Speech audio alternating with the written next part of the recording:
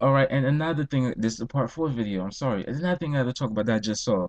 People, stop saying Jay-Z and Beyonce weren't there because Chris Brown was there. That's not true. Jay-Z and Beyonce were not scheduled to be there at all. So stop it, people. And this was before Chris was even brought on board. And I have true people that I know that work there. Like I said, I don't have no quote unquote sources. I know people's names and I know people's information and I know the whole situation. So stop with all this craziness. I hate when hood people get stuff the wrong way, and I say hood people because majority of them, like you don't see white people saying this, you don't see black people that has better sense talking about any of this and reaching and stretching for stuff. It's not like that. It's ignorant ass hood people. It is what it is. But I mean, it is what it is. So yeah, but I gotta say something about Chris though. Like Chris, I've always been rocking with Chris since '05, early '05, before people knew about Run It, before Run It even took off, before Run It was even sent to radio, before the Run It video ever came out. I've been rocking with Chris for a long time. I got the promo stuff and all that, the show from back in the day. But my thing with Chris was after the whole Rihanna thing. I didn't like I had my moment where I hated Chris because like yo, you be on Rihanna and stuff like that. That was that moment I had.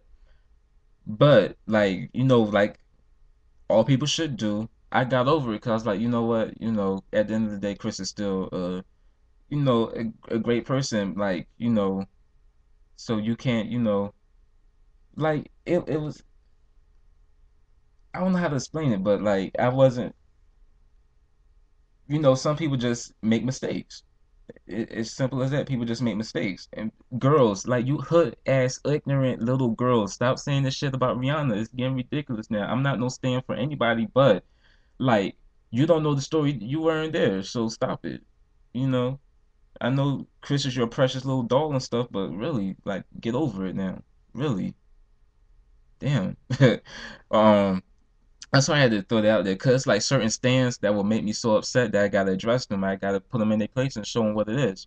Same with Beyonce stands. I like Beyonce, but y'all make me hate her because of the where y'all at. But at the end of the day, I still got love for Beyonce though. Like she's still the shit. So hottest chick in the game right there.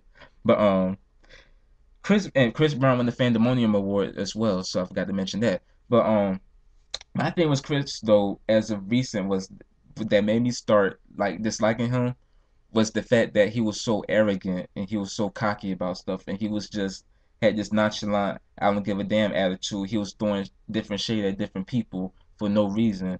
He was doing this and that, like going on doing making arguments with people for no reason, getting mad at radio stations for not playing the songs when obviously you don't have any hits on your like you have hits on your album, but you didn't promote your album. You didn't promote it in a timely manner. The first single was not should not have been the first single. Crawl should not have been the second single because the song was more mainstream and pop radio wasn't messing with you like that, and you wasn't even promoting the song until late, until like the Haiti program or whatever on BET, the SOS thing. That's when you wanted to decide to perform the song. Another thing too is that you want to get mad at the DJ out in Richmond. You're gonna talk. You're gonna like start this argument on air, like, and and just because he didn't play your song, like it's politics and stuff, but it's smart politics. Like people got to realize, like just because certain radio stations don't play your songs, certain playlists are based off of what the public wants. That's why if you go to any radio station website, they have a little thing where you can rate what songs you like. That's because that gives the program directors, uh, you know, a sure shot to see what should be played on radio. So that's what it is. So you know. Chris didn't really have no songs like that. Come on, Sing Like Me as a single. And half of the songs that were on the album shouldn't have been on the album. The bonus track should have been on the album in place of those songs, but that's just my opinion. But but that's what made me start disliking Chris. 'Cause I'm like, yo, how you gonna have this type of attitude towards people? Like everybody's not mad at you, everybody's not against you, so you can't be against everybody. I know that's that type of feel you want to have, but really, you gotta calm it down. So this, I guess, he had that moment during that performance, and maybe we'll see a change now. Maybe we won't see no more Twitter rants. Maybe we won't see no him spazzing out on people on air, on radio, and stuff like that. Maybe we'll see a change for real. So that's what it is. And so that's Chris Brown performance. Queen Latifah hosted the show, and I had to say Queen Latifah when she came out with her different roles with when she was Cleo. And I was like, come on, y'all know she's Cleo in real life. Y'all know what I mean. From Set It Off, y'all know what I mean. Cleo, put two and two together. Missy. But yeah, she did her thing. She played different characters from her different movies during certain scenes and everything, during certain situations when she came out on stage. Her opening when she did her Drake Forever joint, freestyle and all that, that was hot. You know, her opening and the jokes and stuff was so good. I was like, you know, she is so much better than that Damon Wayans, that DL Hughley, whoever else was so wet that hosted.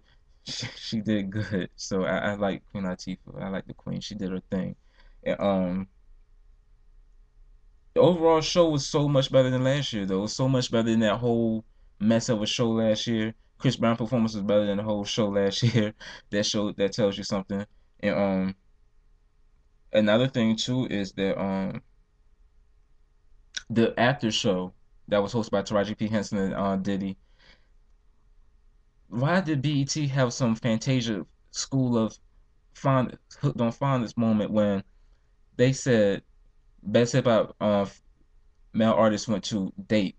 They didn't say Drake, they said Dake. I'm like, y'all so hood fashion. That's why City Trends are sponsoring y'all. That's why y'all got Subway sponsoring y'all. That's why you got State Farm sponsoring y'all. All the black people sponsoring y'all.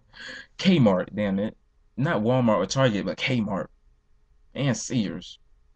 Two places that's going to be out of business in a few years. That's just my prediction, but hey. So but you know, other than that moment, then like the last year's show came on like Thursday night or Friday night, one of them, and BET going to have in the corner recorded last year. Like BET, I'm pretty sure people know was recorded last year. Come on. So, oh, and Carrie Hilson too, with her new Betty, her new Betty Rumble, like her whole like bedrock type of feel of outfit with the cheetah print, whatever you want to call it, and the blonde hair now looking very Rihanna-ish, but she was looking very good though, and we want some new music. And good thing Carrie didn't perform too.